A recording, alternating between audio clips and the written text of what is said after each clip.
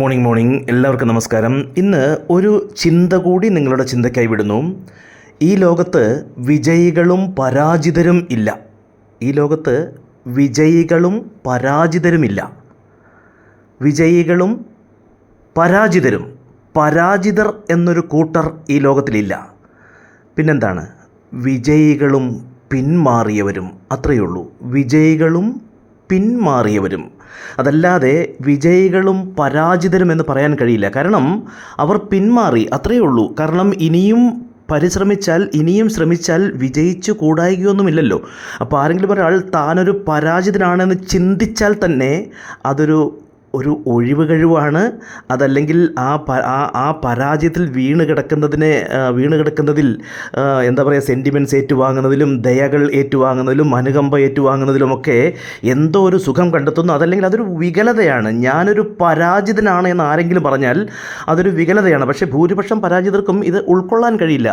അത് സാഹചര്യമാണ്, അങ്ങനെയാണ്, ഇങ്ങനെയാണ്, നിങ്ങൾക്കറിയാത്തത് കൊണ്ടാണെന്നായിരിക്കും അവരുടെ ന്യായീകരണങ്ങൾ വരിക. അവിടെയും ചിന്തിച്ചാൽ മനസ്സിലാകും, അത് എന്ത് തന്നെ സാഹചര്യങ്ങളാകട്ടെ, എന്തെങ്കിലും മാരക രോഗങ്ങളാകട്ടെ, അതിൻ്റെയൊക്കെ മൂർധന്യാവസ്ഥയിൽ പോലും എന്ത് തന്നെ അടഞ്ഞൊന്നും നെഗറ്റീവ് വാക്കുകൾ എടുത്തു പറയുന്നില്ല. എന്തെല്ലാം സാഹചര്യങ്ങളിലും അത് ലോകത്തുണ്ട് അത്തരം ആളുകൾ. ഏതെല്ലാം നിങ്ങൾ പറയുന്ന, അല്ലെങ്കിൽ സാധാരണക്കാർ പറയുന്ന, അല്ലെങ്കിൽ ആ 90% പരാജിതർ പറയുന്ന എന്തെല്ലാം സാഹചര്യ സമ്മർദ്ദങ്ങളും, അതിനേക്കാളും വലിയ സാഹചര്യ സമ്മർദ്ദങ്ങൾ ഉള്ളപ്പോഴും ഫൈറ്റ് ചെയ്ത് വിജയിച്ച്, അവിടെ പ്രായമോ അവസ്ഥയോ സാഹചര്യമോ ഒന്നും ബാധകമല്ലാതെ ഫൈറ്റ് ചെയ്ത് വിജയിച്ച് ജീവിത ലക്ഷ്യങ്ങൾ നേടിയ അനേകർ ഉള്ള ലോകമാണിത്. അപ്പോൾ ആ 90% ആളുകൾ ആ സാഹചര്യങ്ങളെ പഴിചാരി മാറി നിൽക്കുന്നുവെങ്കിൽ അത് എന്ത് തന്നെയാകട്ടെ, ഇനി അത്രയും അങ്ങ് ചിന്തിക്കാൻ കഴിഞ്ഞില്ലെങ്കിലും നോർമൽ കേസിലൊക്കെ വിജയികളും പരാജിതരും എന്ന് പറയാനേ കഴിയില്ല. വിജയികളും പിന്മാറിയവരും, അത്രയേ ഉള്ളൂ. ആ പിന്മാറിയവർ വെറുതെ ന്യായവാദങ്ങൾ നിരത്തുകയാണ്, ഒഴിവ് കഴിവുകൾ നിരത്തുകയാണ്. ഇതൊക്കെ ശരിക്കും ആ ഒരു എലിവേറ്റഡ് പൊസിഷൻ, ഉയർന്നു നിന്നുകൊണ്ട് ആ വൻ വിജയികളുടെ നിലയിലേക്ക് മനസ്സെങ്കിലും ഉയർത്തിയിട്ടെന്ന് ചിന്തിച്ചു നോക്കിയാൽ നിങ്ങൾക്ക് മനസ്സിലാകും, എല്ലാവർക്കും വിജയിക്കാൻ കഴിയും.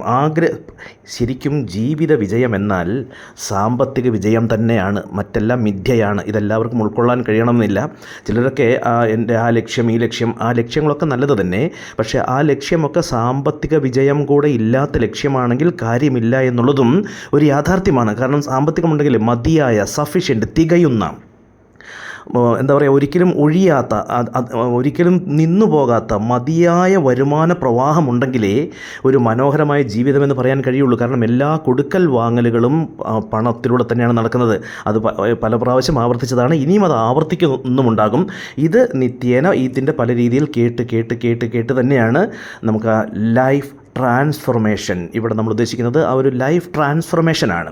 അപ്പം രാവിലെ ഹെട്രോസെക്ഷനിൽ ഇത്തരമായ യാഥാർത്ഥ്യബോധത്തോടെ, ഇതൊക്കെ അവനവൻ്റെ യുക്തിയും ബുദ്ധിയും കൊണ്ട് യാഥാർത്ഥ്യബോധത്തോടെ ചിന്തിക്കുക. എല്ലാ ഒഴിവ് കഴിവുകളും ന്യായവാദങ്ങളും, താൻ വീണ് കിടക്കുന്നിടത്ത് അവിടെ തന്നെ കിടക്കുവാനുള്ള ന്യായവാദങ്ങൾ കണ്ടെത്താതെ, ഒഴിവ് കഴിവുകൾ കണ്ടെത്താതെ, വീണെടുത്ത് ആയിരിക്കുന്നിടത്ത് അവിടെ തന്നെ കിടക്കുന്നതിനുള്ള ഒഴിവ് കഴിവുകൾ കണ്ടെത്താതെ, ന്യായീകരണങ്ങൾ കണ്ടെത്താതെ, ഈ വാചകം കൂടെ ഒന്ന് ആഴത്തിൽ ചിന്തിച്ചുകൊണ്ട് വിജയികളും പരാജിതരുമില്ല, വിജയികളും പിന്മാറിയവരും. അപ്പോൾ അവിടെയാണ് നാം എവിടെയാണെന്ന് നാം പരിശോധിക്കേണ്ടുന്നത്. പിന്മാറാതിരിക്കുക, ഫൈറ്റ് ചെയ്തുകൊണ്ടിരിക്കുക. ജീവിതം ഒരു കളിയാണെങ്കിൽ നല്ലൊരു കളിക്കാരനായിരിക്കുക, കളിക്കാരിയായിരിക്കുക. ജീവിതം ഒരു യുദ്ധമാണെങ്കിൽ നല്ലൊരു യോദ്ധാവായിരിക്കുക. ഇത് തന്നെയാണ് പ്രമാണം, അതല്ലാതെ മറ്റൊന്നുമില്ല. കാരണം ഘനകാര്യങ്ങൾ ചെയ്തുകൊണ്ടോ അല്ലെങ്കിൽ വലിയ കോംപ്ലിക്കേറ്റഡായ കാര്യങ്ങൾ ചെയ്തുകൊണ്ടോ അല്ല ഒരാളും വിജയിക്കുന്നത്, പ്രത്യേകിച്ച് സാമ്പത്തിക വിജയമെന്ന് മനസ്സിലാക്കുക. വളരെ കൂളായി അവരുടെ ആ മണി എന്നുള്ള മൈൻഡിൽ അതൊരു മൈൻഡ് ഗെയിമാണെന്ന് മനസ്സിലാക്കിക്കൊണ്ട് എങ്ങനെ 10 കാശുണ്ടാക്കാമെന്ന കാഴ്ചകളായിരിക്കും അവർ നോക്കുന്നത് മുഴുവൻ. എങ്ങനെ 10 കാശുണ്ടാക്കാമെന്ന കാഴ്ചയായിരിക്കും അവർ ലോകത്തേക്ക് നോക്കുന്നത് മുഴുവൻ. അങ്ങനെ നോക്കുന്നവർക്കാണ് 10 കാശുണ്ടാക്കാനുള്ള അവസരങ്ങൾ വന്നു ചേരും, അവരതിലേക്ക് എത്തിപ്പെടുകയും ചെയ്യും. അത്ഭുതകരമായ വിധം വരും. ഇത്രയും കാലം കാണാത്തത് കൊണ്ടല്ല, പക്ഷേ അത് തിരിച്ചറിഞ്ഞിട്ടുണ്ടായിരുന്നില്ല. അല്ലെങ്കിൽ പണം കുറ്റമാണ്, പാവമാണ്, ഇത്രയൊക്കെ മതി, ആ കംഫർട്ട് സോൺ, ഇങ്ങനെയൊക്കെ പോയാൽ മതി തുടങ്ങിയ അറിഞ്ഞും അറിയാതെയുമുള്ള ചിന്തകൾ. നമ്മളത് അറിഞ്ഞിട്ടുണ്ടാവില്ല. പുറമേയൊക്കെ ചിന്തിക്കുന്നുണ്ടാകും എനിക്ക് പണം വേണം എന്നുള്ളത്. പക്ഷേ അവിടെയാണ് നമ്മൾ ചിന്തിക്കേണ്ടത് ആ അതിസമ്പന്നരുടെ ആ ഒരു, വേണമെങ്കിൽ ആർത്തി എന്ന് വേണമെങ്കിൽ പറയാം. സാധാരണക്കാർ ആർത്തി എന്ന് പറയും. ഒരാളൊരിക്കലും ആർത്തി പറഞ്ഞപ്പോൾ ഞാൻ ചോദിച്ചു, എത്ര കിട്ടിയാലാണ് ആർത്തി എന്ന് പറയാൻ പറ്റുക? ഒരു 200 കോടി. അപ്പോൾ 10